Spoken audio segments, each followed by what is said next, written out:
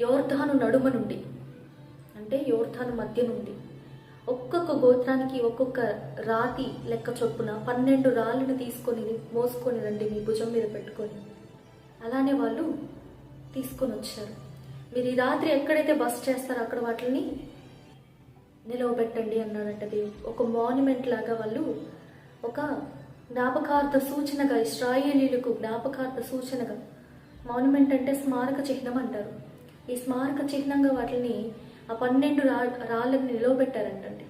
దేవుడు ఎందుకు ఈ రాళ్ళు అని ఆ ప్రజలు అడుగుతారు. అప్పుడు వాళ్ళకి చెప్పు, ఇది మీ ఫ్యూచర్ జనరేషన్స్కి తెలియపరచబడడానికి మాత్రమే కాదు, ఇశ్రాయేలీయులందరికీ దేవుడు తమ జీవితంలో చేసిన అద్భుత కార్యానికి ఒక జ్ఞాపకార్థ సూచనగా అది నిలవబెట్టబడింది.